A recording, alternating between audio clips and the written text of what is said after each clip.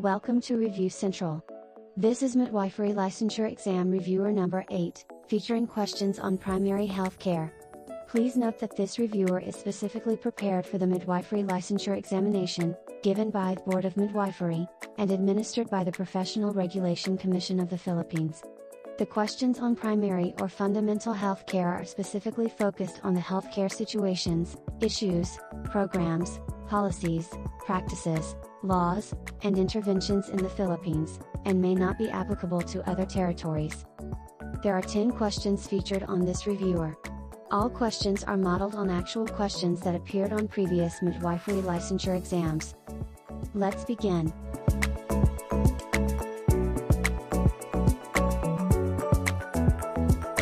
Question number 1.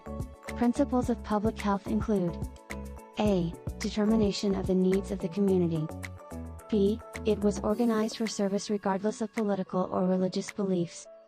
C. Emphasizes the role of the community in health programs. D. All of these.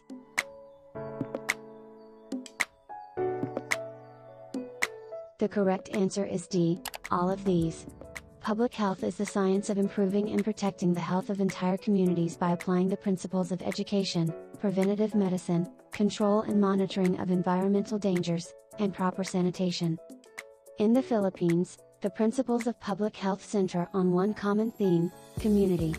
It involves the determination of the needs of the community and emphasizes the role of the community in health programs.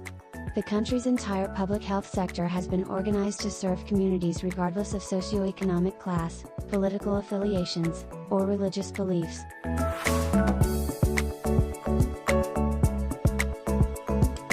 Question number 2, the restructured healthcare delivery system consists of A.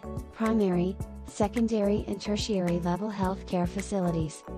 B. A rural health unit and satellite barangay health center. C. A well-organized referral system. D.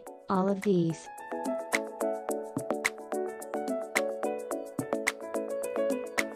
The correct answer is D. All of these.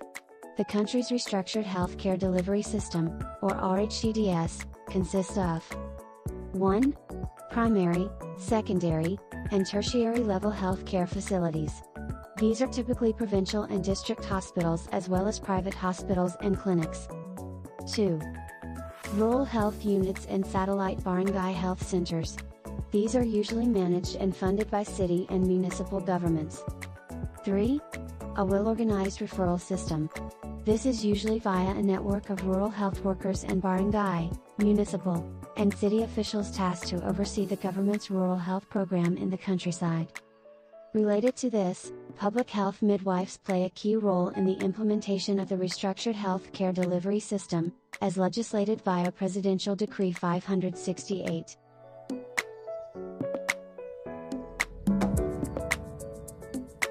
Question number 3.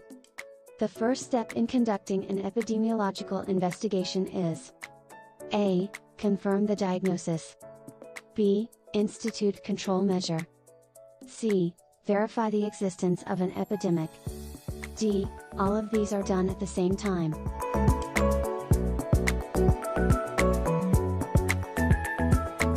The correct answer is C. Verify the existence of an epidemic.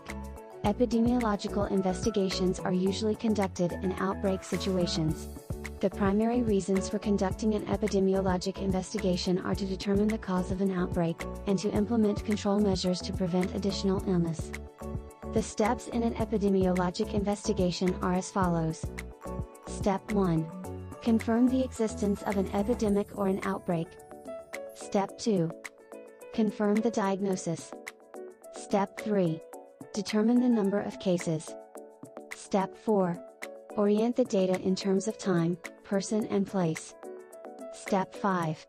Develop a hypothesis that explains the specific exposures that may have caused the disease, and test this by appropriate statistical methods. Step 6. Compare the hypothesis with the established facts and draw conclusions. Step 7. Execute control and preventive measures. And finally, Step 8. Prepare a written report.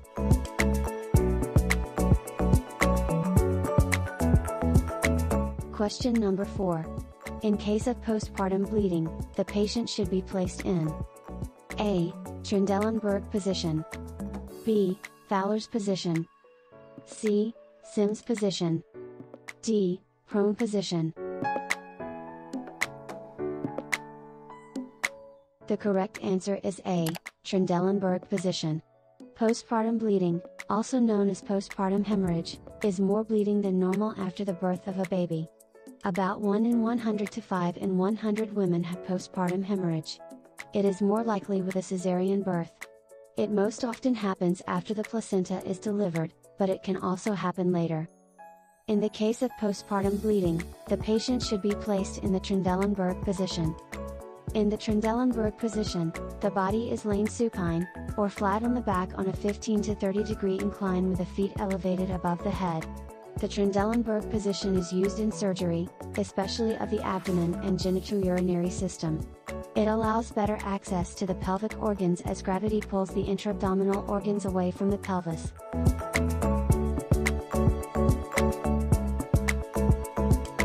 Question number 5.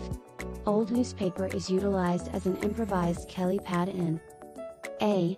Home delivery, B. Lying-in delivery, C. Hospital delivery, D. Both A and B.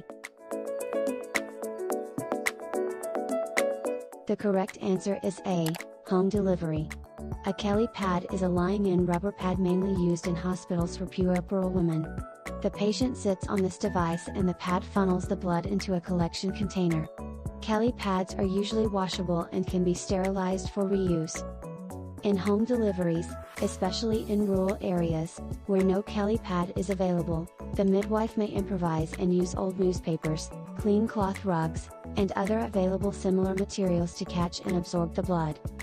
Hospitals and lying-in clinics are expected to have Kelly pads, so the use of improvised materials is hardly necessary.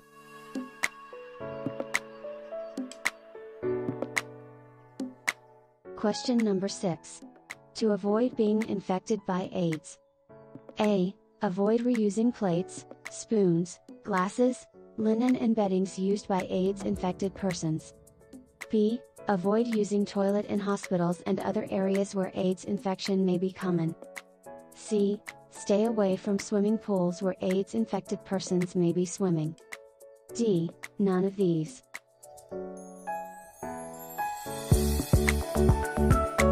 The correct answer is D. None of these. AIDS, or acquired immune deficiency syndrome, happens after someone has had human immunodeficiency virus or HIV for many years. HIV is a virus that attacks the immune system. HIV spreads when infected blood, semen or vaginal fluids enter the body. Because symptoms can be mild at first, people with HIV might not know they're infected. They can spread HIV to others without knowing it. HIV can spread during sex, especially anal sex and vaginal sex, through sharing needles for injecting drugs or tattooing, by getting stuck with a needle with an infected person's blood on it. HIV also can pass from mother to child during pregnancy, childbirth, or breastfeeding. HIV does not spread through pee, poop, spit, throw up, or sweat, as long as no blood is present, coughing or sneezing, holding hands, sharing eating utensils or drinking glasses.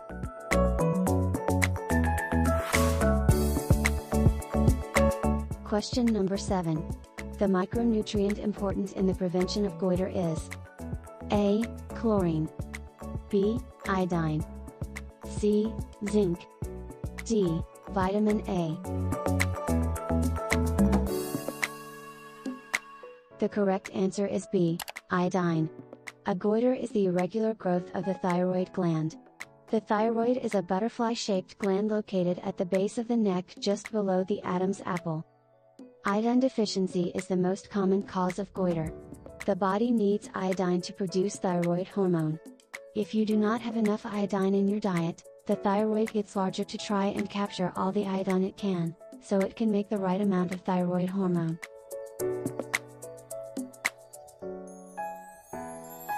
Question number 8. Advantages of the IUD as a contraceptive include A. It does not interfere with breastfeeding. B. It can be easily removed if the couple desires to have another child. C. It is effective and inexpensive. D. All of these. The correct answer is D. All of these. An intrauterine device, also known as intrauterine contraceptive device or coil, is a small, often T-shaped birth control device that is inserted into the uterus to prevent pregnancy. IUDs are one form of long-acting reversible birth control. Unlike drug or chemical-based contraceptives, it is safe to use by breastfeeding mothers. It is also inexpensive.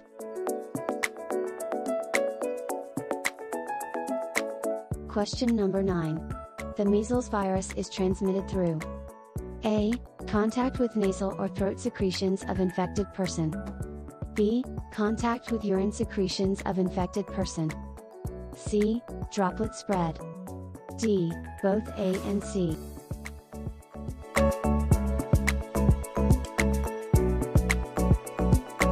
The correct answer is D. Both A and C. As shown in the infographic, measles is a highly contagious virus that lives in the nose and throat mucus of an infected person. It can spread to others through coughing and sneezing. If other people breathe the contaminated air or touch the infected surface, then touch their eyes, noses, or mouths, they can become infected.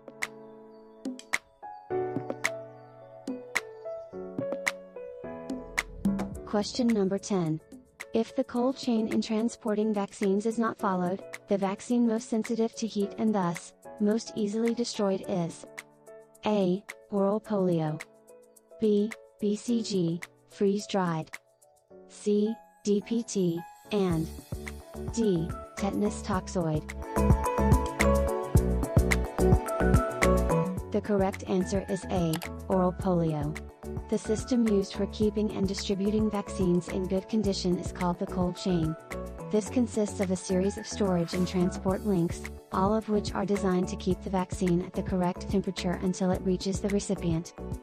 Among the given answer choices, the vaccine that is most sensitive to heat and most easily destroyed is the oral polio vaccine.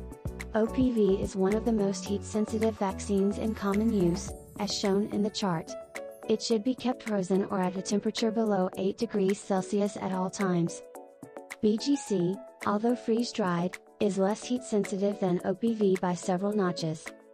On the other hand, diphtheria and tetanus toxoids are some of the most stable vaccines in common use. They are stable at temperatures of 2 to 8 degrees Celsius for years, at room temperature for months, and at 37 degrees Celsius for weeks.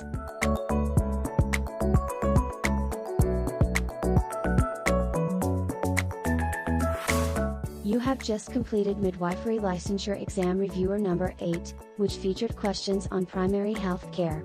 If you wish to watch more Midwifery Licensure Exam Reviewers on primary health care, check out our Midwifery Primary/Fundamental Healthcare Reviewers playlist.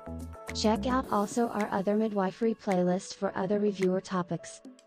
If you haven't done so yet, please don't forget to subscribe to Review Central, and click or press the bell button to make sure you get notified whenever we post a new reviewer, or other review materials on this channel. Please like if you find this video useful, and feel free to share to anyone who may also benefit from it. We wish you all the best on your forthcoming Midwifery Licensure exam, and we look forward to your fulfilling career and professional life as a licensed midwife and healthcare provider in the Philippines. Mabuhay!